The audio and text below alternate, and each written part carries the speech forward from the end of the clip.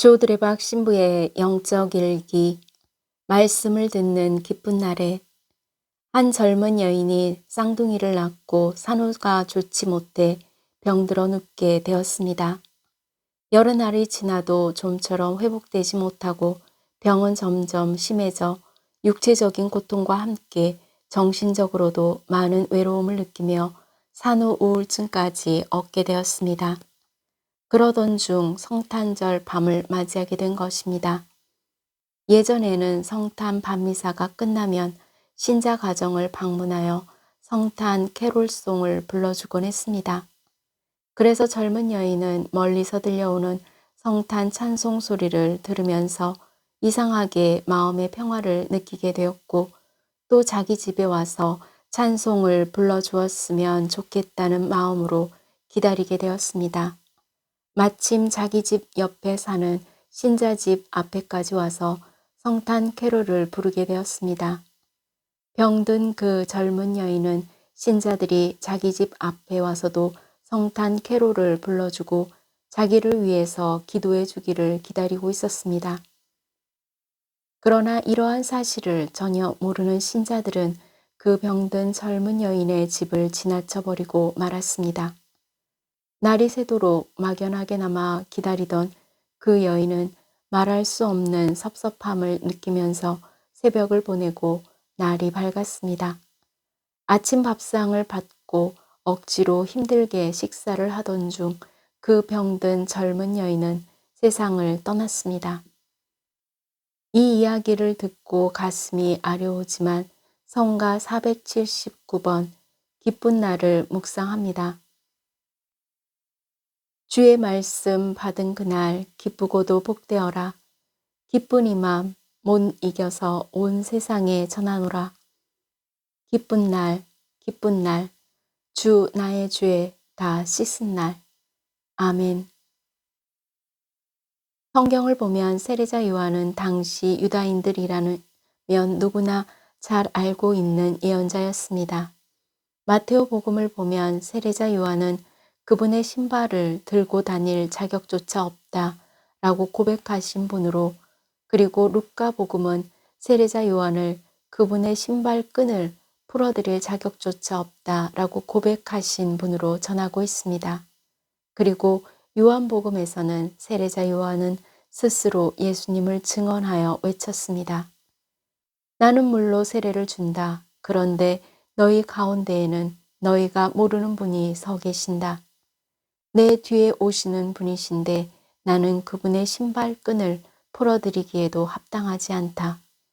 한마디로 세례자 요한은 자기 자신을 위해 살지 않고 오직 구원자 예수님을 준비하는 삶을 살았고 그 삶이 행복이었다라고 가르쳐 주셨던 분이셨습니다. 요한복음 1장 7절에서 세례자 요한을 두고 말합니다. 그는 증언하러 왔다. 빛을 증언하여 자기를 통해 모든 사람이 믿게 하려는 것이었다. 그래서 오늘 복음을 통해 예수님께서는 분명히 말씀하셨습니다. 나에게는 요한의 증언보다 더 큰 증언이 있다.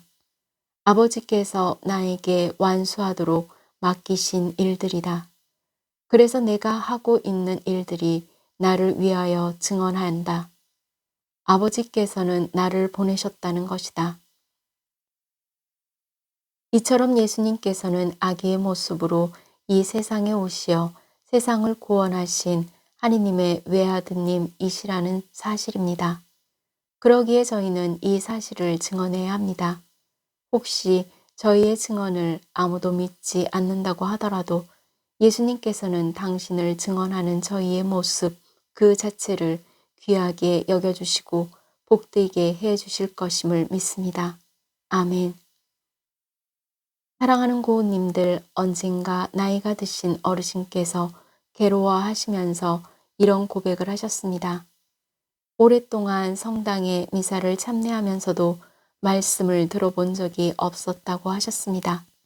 왜냐하면 강론만 시작되면 자기 일을 생각하기 시작했고 미사 성제가 끝나고 해야 할 일을 생각했다고 합니다. 그러나 30년 넘게 말씀을 듣기는 들었지만 단 한 번도 진지하게 예수님에 대하여 듣지도 않고 고민해 보지도 않은 것입니다. 지금 성전에 앉아 있으나 마음은 세상에 가 있는 고우님들은 안 계시겠지요. 말씀을 잘 들으시기를 바랍니다. 그러면 예수님을 알 수 있고 잘 믿을 수 있을 것입니다. 나병 환자를 치유하시고 마귀를 쫓아내시고 걷지 못한 이들을 일으키시고 눈먼 이를 보게 하시고 심지어는 죽은 이를 살리시는 예수님은 하느님의 외아드님이십니다. 저희의 죄를 용서하시고 구원하시기 위해 이 세상이 인간의 모습으로 오신 구세주이십니다. 요한은 예수님께서 자기 쪽으로 오시는 것을 보고 말하였습니다. 보라, 세상의 죄를 없애시는 하느님의 어린 양이시다. 요한복음 1장 29절. 이제 고우님들은 복음 말씀을 가까이 하며 말씀을 깊게 그리고 넓게 읽어 예수님을 구세주로 확실히 믿고 세상이 주지 못하는 평화와 위로 그리고 깊은 안식을 누리시기를 바랍니다. 아멘. 저 두레박 사제도 복음의 말씀을 읽고 잘 묵상하면서 몸과 마음이 아픈 고우님들과 아픈 이들을 돌보는 고우님들 그리고 고우님들의 자녀에게 주님의 치유와 회복의 은총이 임하시기를 기도합니다. 아멘. 영적 일기를 마무리하면서 예수님이 하신 말씀과 보여주시는 일들을 보면서 예수님은 저희 죄를 위하여 십자가에 달려 죽으셨다고 다시 살아나신 구세주이심을 고백하는 행복한 마음으로 치유와 회복의 은총을 누리시기를 주님의 이름으로 강복합니다. 아멘.